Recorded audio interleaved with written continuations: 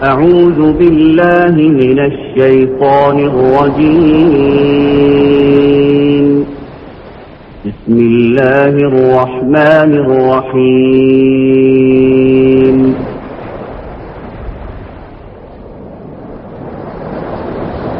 سنريهم آياتنا في الآفاق وفي أنفسهم حتى يتبين لهم أنه الحق.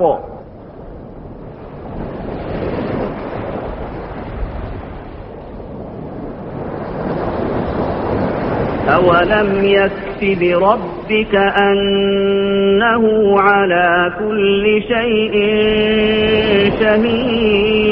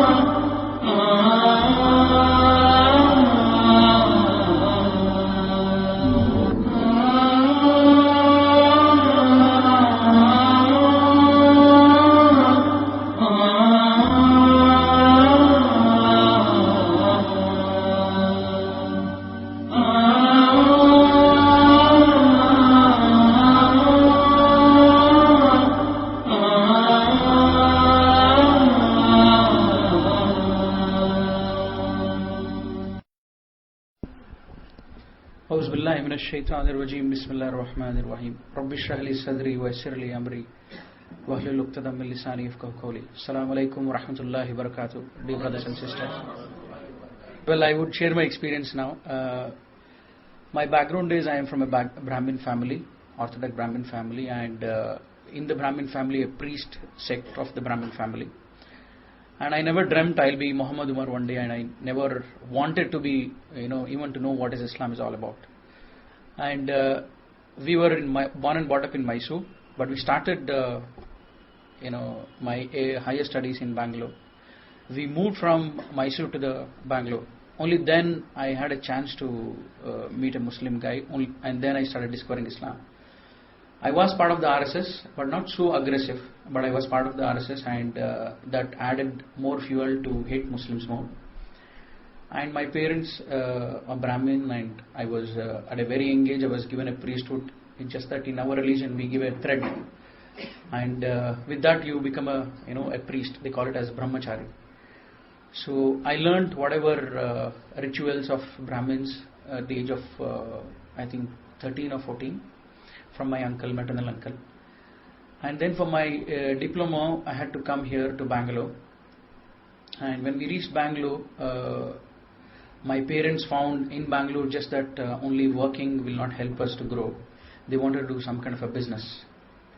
They found a Muslim businessman where they can invest in his shop and get an extra source of income. And they wanted someone from the family to manage that particular investment in his shop. And his shop is still running in Vijayanagar and Chickpet and everywhere.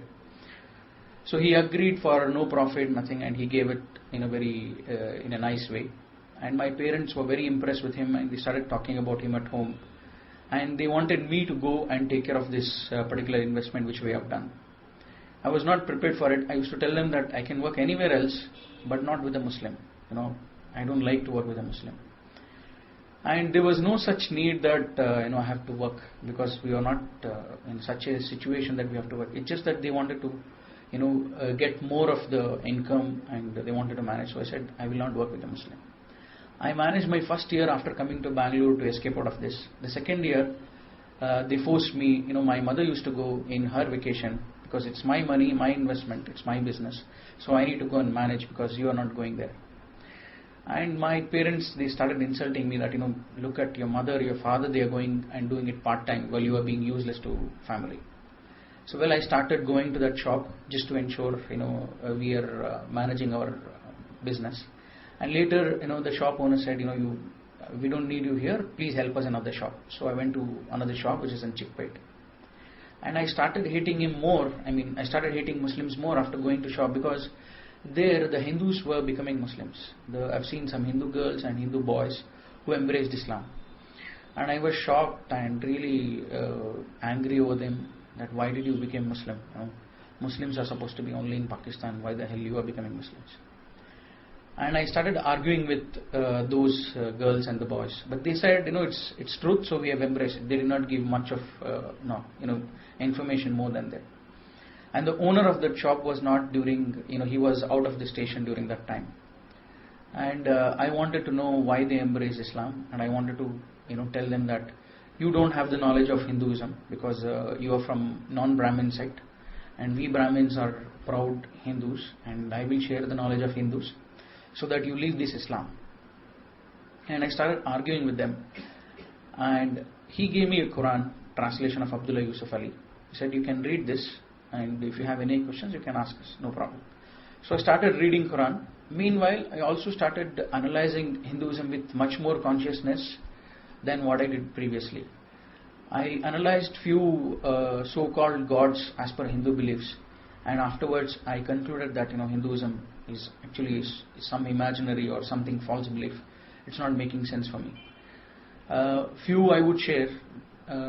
One is I was a part of RSS member, and Ram Bhagwan was naturally much more dear to anything else.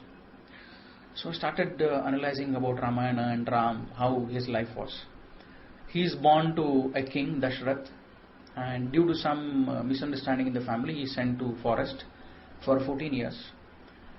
And during these 14 years, there is a villain called Ravana. He plans to kidnap Sita. But all this plan is happening while Rama is not even aware of this. And I was shocked. How can a villain plan to kidnap a God's wife, and God is not aware of this? How is this possible? And even further, what happens is, he comes and he makes the plot in a very nice way. I'll become a deer.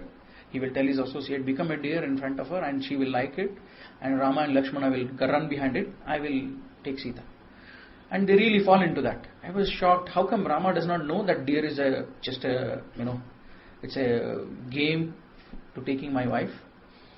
And still they go ahead, and Rama goes first, and he never comes back. Then Lakshmana goes putting on Rekha, and then they go. So when both are out of the house, Ravana comes, and he comes in a different uniform as as a bhikshaka. They call it as beggar. And she comes out, and he takes her out, and he kidnaps her. So Rama and Lakshmana both are so-called gods. They are not even aware what is happening in their own home, and they are victim of that plan, that evil plan. At the same time, Sita, who is supposed to be wife of the god, who is also a goddess as per Hindu belief, she is also not aware this is a plan to kidnap me, and she also become victim, and she gets kidnapped. And she does not resist, she just goes with him, because she has no power. She resists by word, but if she is a god, she has to save herself. Then I started thinking, how can such character of Ram, Sita, Lakshman, all this be a god? How can I agree that they are gods? When they are not able to save their own family and themselves, how will they save me and my family? If God cannot know what are the evil plans done by the villains and the evil people, how will he know what's happening in the world? Well, I was very disappointed, but I thought, we have about crores of gods, so somebody will save me, to argue with these guys. And I went and checked Ganesha's history. I used to be a favorite, Auzubillah, one of the biggest mushrik you can call it, during that time, going in temples and singing songs, praising for him. I was so favorite for the temple people as well. And when I analyzed his life story, his mother, Parvati, she creates, because she wants someone as a watchman, she creates. And she says, you are my security while I am taking bath.